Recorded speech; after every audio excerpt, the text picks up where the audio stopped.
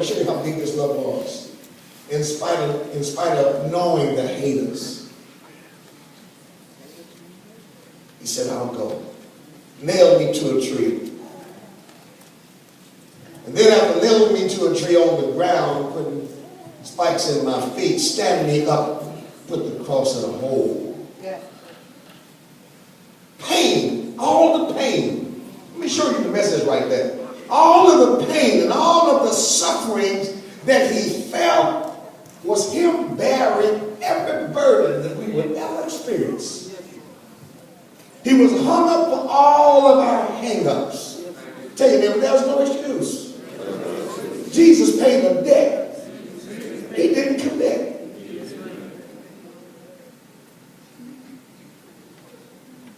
Jesus literally paid it all.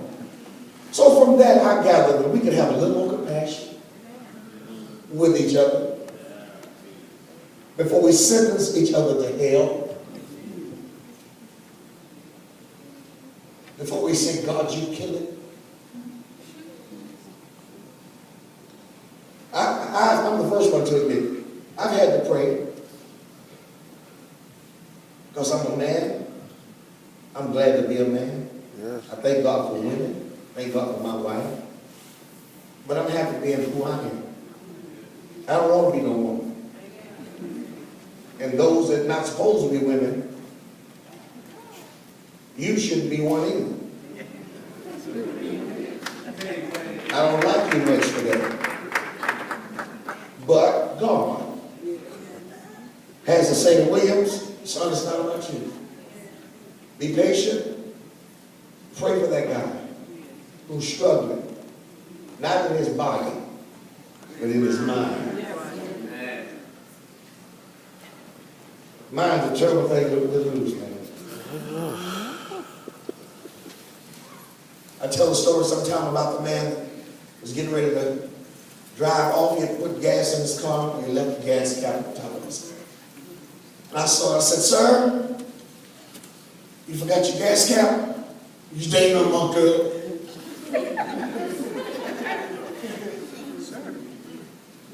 You know what I'm saying? It's on your car.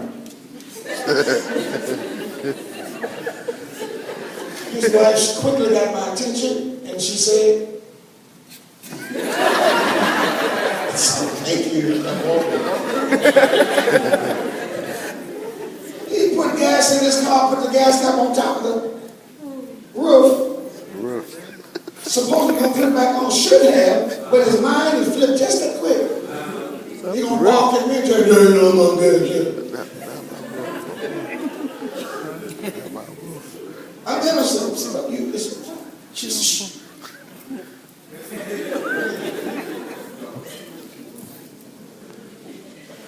and guess what he did? Drove off. Gas kept tumbling down the road. Maybe he'll wake up tomorrow knowing he lost his gas cap. Or what had he really lost? Mind. Y'all, that's a little comical, right? But this is so comical when a man living in Houston went to the store. And they were calling for him, they couldn't find him. Granddad, looking for Granddad. Granddad went to the store to get gas or whatever, some sweet. Granddad ends up in College Station. His granddad couldn't find his way home. Granddad had driven all day long trying to get back home. Living in Houston, he's way down here at College Station, at an Exxon station, calling a number, letting the folks know he can't find his way back home. What was going on? No. I'm saying these things to let you know, sometimes you think you are right when you are dead wrong. Sometimes you think you know when you may not even know. Sometimes you're taking routes and directions that appear to be the right way to go. And in the process, you're losing time, you're losing energy, you're losing your life. And you end up at a dead end. I experienced that just the other day here in Rhine. I didn't want to go to the highway, so I turned in up a street that I thought, sure, I know where I'm at. When I went on the street, I turned this, gotta be two blocks over. So I went down the street, and I turned down the street, turned. Then this big yellow sign written in black says, dead end.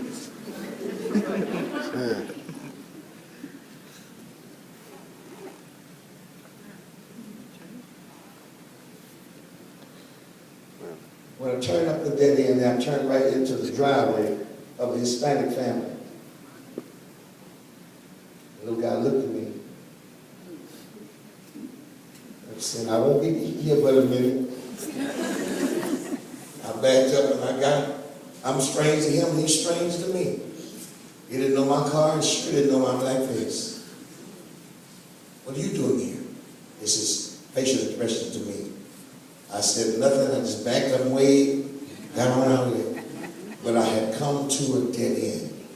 Now the next thing I need you to see right there, what if that dead end had been my death? What if I had pulled into a gang of thieves? What if when I pulled in, they surrounded me? Put my car on flat where I couldn't get out.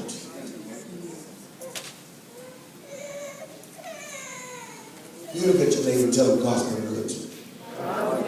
I'm saying those things because, you know, because of your faith, God opens doors that normally wouldn't be shut. God's protecting us when you normally would be out of the presence and will of God. But as sons of God, He teaches us how to look past the error of our ways and to walk in faith. Revelation chapter 12 says, get this, saints.